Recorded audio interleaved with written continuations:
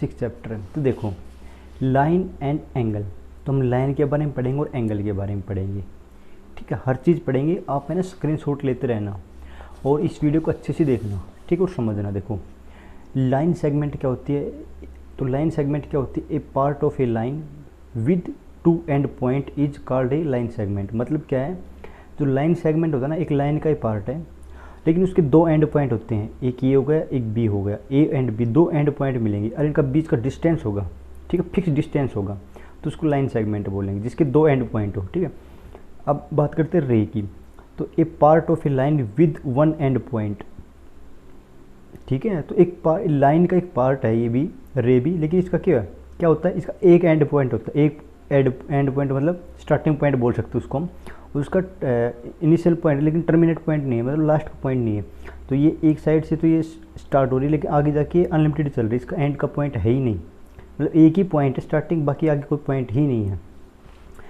अब अगला देखो collinear point and non collinear point. देखो कोलिनियर पॉइंट क्या होंगे, तो हमें 3 पॉइंट दे रखे होंगे, तो तीनों में से अगर कोई लाइन जा रही है, तीनों को कट कर रही है, तो वो कोलिनियर लाइन पॉइंट हो जाएंगी।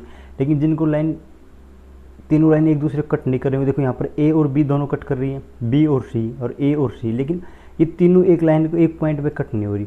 जब तीनों पॉइंट एक लाइन में कट हो तो होगी collinear point, collinear line, collinear point. अगर 3 पॉइंट को कोई लाइन नहीं कट कर रही तो नॉन कोलिनियर पॉइंट होंगे, ठीक है। आप स्क्रीनशॉट ले लेना इन चीज़ों का।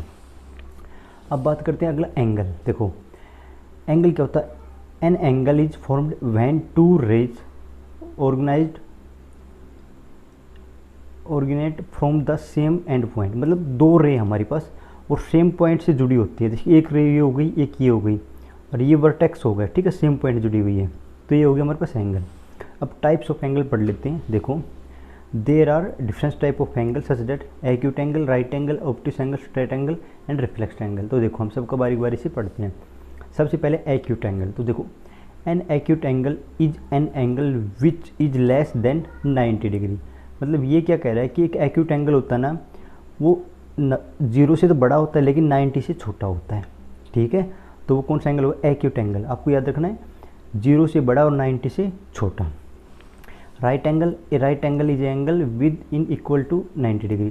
तो राइट एंगल क्या होता है, एक ऐसा एंगल जो 90 डिग्री का हो, 90 डिग्री का हो, राइट एंगल होगा। और राइट एंगल की एक पहचान आपको बता दो, आगे जाके आप फिगर में फाइंड करोगे तो वहाँ पे ऐसा सिंबल मिलेगा, ऐसा, ये सिंबल हमेशा 90 डिग्री का होता है, ठीक है। तो आप राइट एंगल भी समझ गए होंगे। और उसके बाद आते हैं हम, देखो भी हमारे पास है ये ऑब्टूस एंगल। तो ऑब्टूस एंगल क्या होता है, ये an obtuse angle is an angle which is more than 90 and less than 180। मतलब एक ऐसा एंगल जो किससे ज़्यादा है, 90 से ज़्यादा हो लेकिन 180 से कम हो, तो ऑब्टूस एंगल होगा। अब स्ट्रेट एंगल। तो देखो स्ट्रेट एंगल क्या होता है, an straight angle is an angle with equal to 180। तो मतलब एक ऐसा एंगल जो 180 के बराबर हो, मतलब कोई सीधी लाइन हो, तो 180 डिग्री का कोण होगा। अब देखो रिफ्लेक्स एंगल क्या होता है, ये क्या होगा, देखो यहाँ पर लिख रखा है शॉर्टकट में 180 से बड़ा और 360 से छोटा, ठीक है। यहाँ तक आप समझ गए होंगे। आगे देखो 4th पार्ट कॉम्प्लीमेंट्री एंगल क्या होता है, 2 angle whose sum is 90 degree. मतलब 2 एंगल का सम अगर 90 डिग्री है तो वो कॉम्प्लीमेंट्री एंगल होगा। और सप्लीमेंट्री क्या होगा, 2 एंगल हुज सम इज 180। और जिनका एंगल 180 हो, 2 एंगल होंगे उनका सम क्या होगा, 180 होगा तो सप्लीमेंट्री और 90 होगा तो कॉम्प्लीमेंट्री। एडसेट एंगल क्या होंगे, मतलब 2 ही एक पॉइंट से 2 एंगल निकलना, ठीक है। वो हम आपको अच्छे से उसमें जब क्वेश्चन आएंगे उसमें समझाएंगे ये चीज़। और वर्टिकल अपोजिट एंगल क्या होते हैं, देखो भाई जब हमारे पास 2 लाइन होती है, मैं आपको यहाँ समझाता हूँ वर्टिकल अपोजिट। 1 मिनट, देखो कोई भी चीज़ अपने आप यहाँ पर कितने डिग्री कोण हो गया, देखो ये हमारे पास अगर हम पूरा चक्कर बना देख तो पूरा डिग्री कितना होता है 360 का। और वर्टिकल अपोजिट क्या होता है, जब 2 लाइनें एक दूसरे को इंटरसेक्ट कर रही हो तो जो आमने सामने के एंगल बनेंगे इक्वल बनेंगे।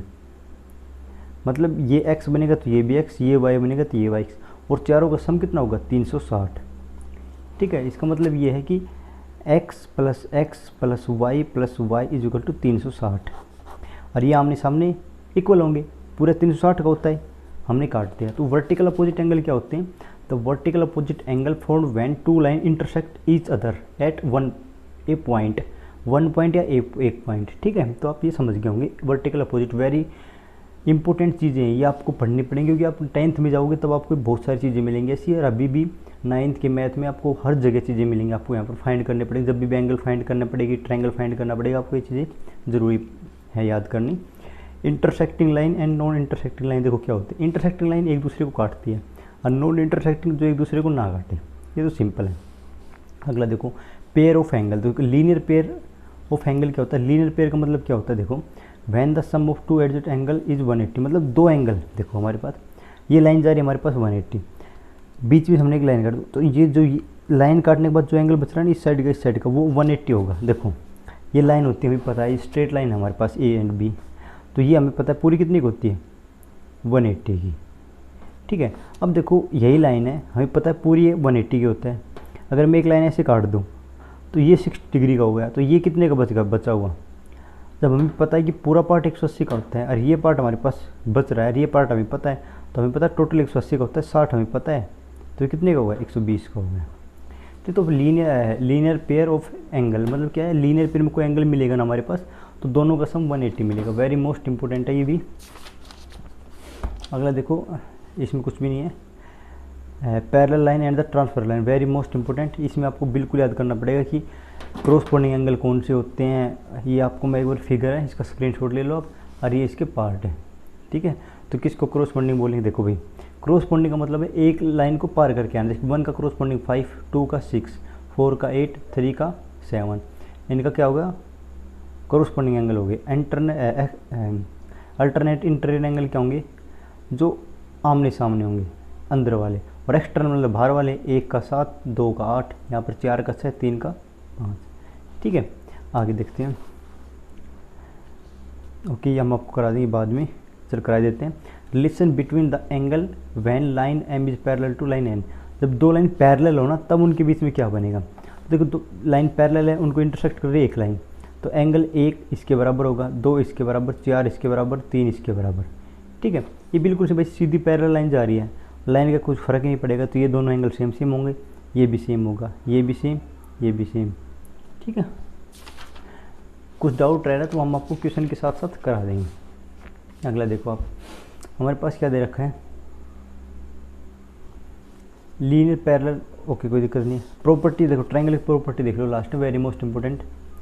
Angle sum property of the triangle, तो मतलब क्या है, एक ट्रायंगल दे रखी है, उसके तीनों कोण है 1, 2, 3, तो तीनों का सम 180 होगा। एक ट्रायंगल के तीनों कोणों का योग कितना होगा 180 होगा, ये आपको याद रखना है। द मोस्ट इंपॉर्टेंट अगला पार्ट आपको बहुत काम आएगा ये। देखो हमारे पास कोई ट्रायंगल है, तो जो बाहरी फोर्थ एंगल है ना, ये आमने सामने वाले मतलब क्यू और पी का सम होगा, मतलब एंगल 4 किसके बराबर, एंगल 1 और 2, मतलब कोई हमारे पास इंटरनल एंगल है बाहर वाला, तो जो इसका अपोजिट जो एंगल मिलेंगे सामने, दोनों के सम के बराबर होगा, ठीक है। आप स्क्रीनशॉट ले लो इन चीज़ों का, तो आई होप आप समझ गए होंगे। आप इनको स्क्रीनशॉट लेके रखना और इनको अपनी नोटबुक में पक्का लिखना, इनको तारना, एक एक चीज़ को समझना, ताकि एक्सरसाइज आपको ईजी लगे समझने में, क्योंकि फिगर है, जब तक आप इनकी प्रॉपर्टी याद नहीं करोगे आपको फिगर समझ में नहीं आने हैं, ना आप एंगल फाइंड कर पाओगे ना ट्रायंगल। तो आई होप आप यहाँ तक समझ गए होंगे। फिर भी अगर कुछ डाउट रह रहा है तो आप मुझे कमेंट्स बॉक्स में कमेंट्स करें, वीडियो को लाइक करें, कमेंट्स करें एंड सब्सक्राइब जरूर करें चैनल को। Thank you.